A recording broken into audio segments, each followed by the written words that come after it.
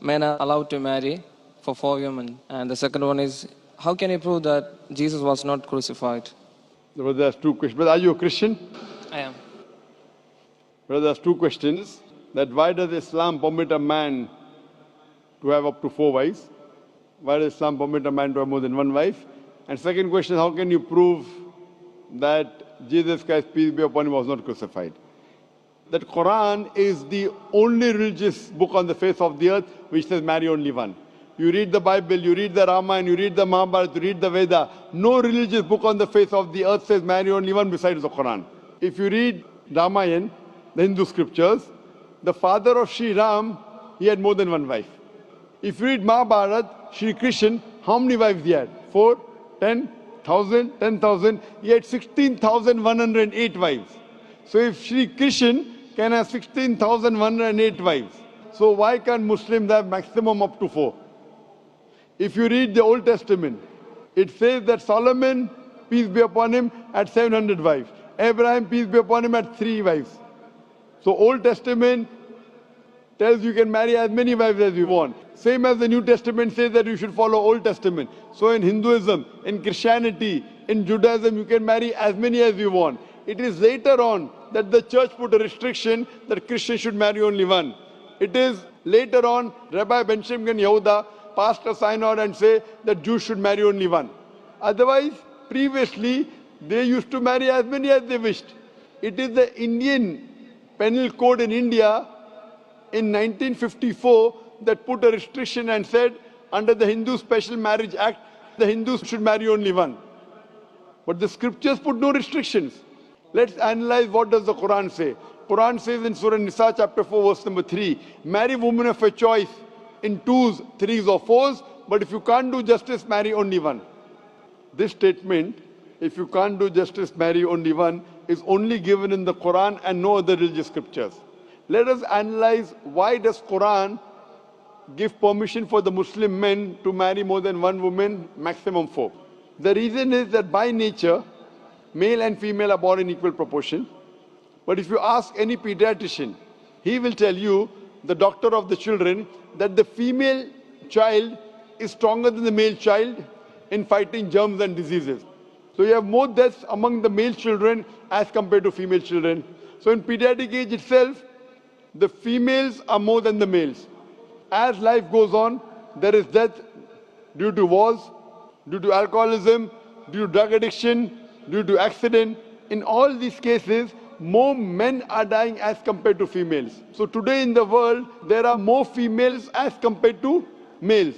In few countries, like India and China, the female population is less than the male population because of female feticide and female infanticide.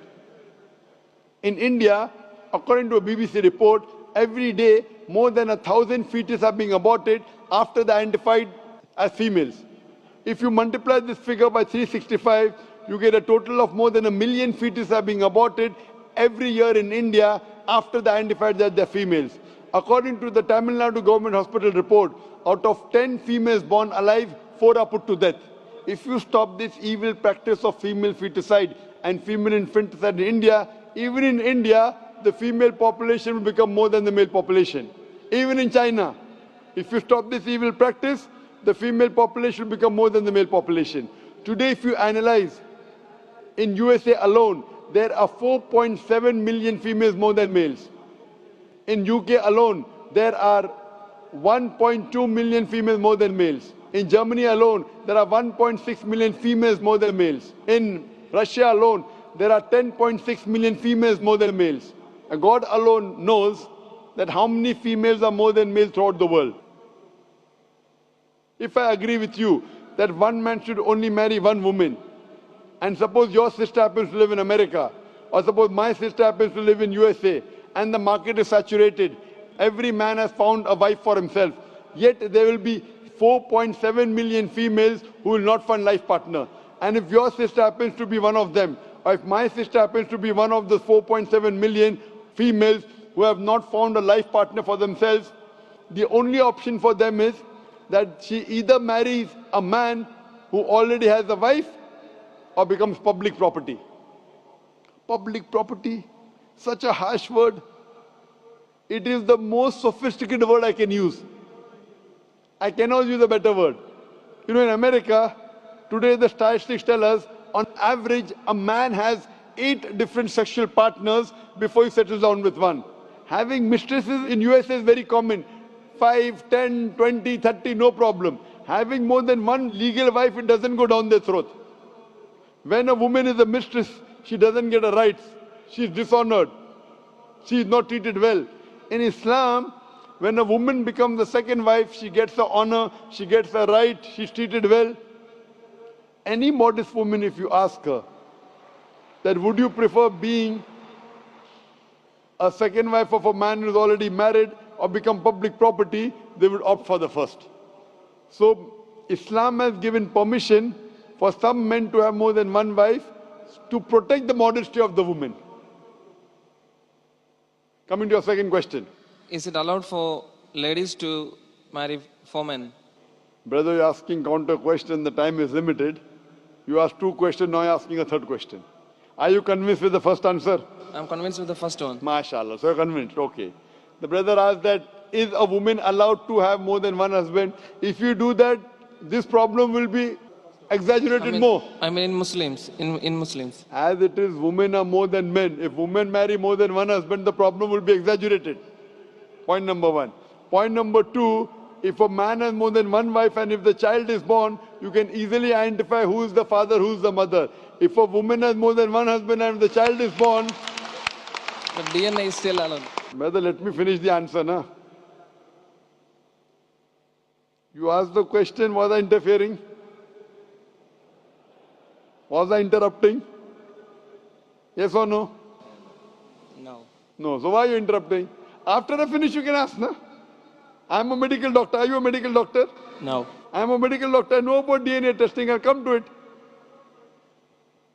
Once, if a woman has more than one husband, 2 husbands, and if a child is born, and if he goes to admit in the school, and if the question, who's your father, she'll have to give 2 names.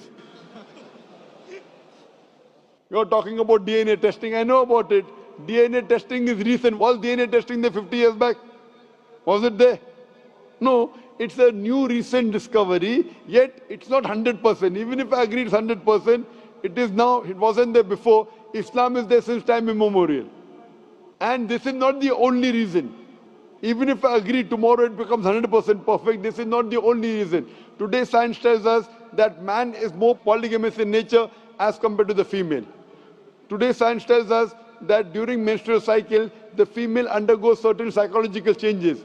It's not possible for her to do the role of multiple wives. But a man doesn't undergo these changes, it's possible for him to do a role of multiple husbands. Today science tells us that if a man has multiple sexual partners and all are faithful, there is no problem. But if a female has multiple sexual partners and all are faithful, there are chances of sexually transmitted diseases to emerge. And that disease will go back to the male partner. So medically, it is not acceptable that a female has multiple partners, but medically and scientifically, it's acceptable that a male can have multiple partners.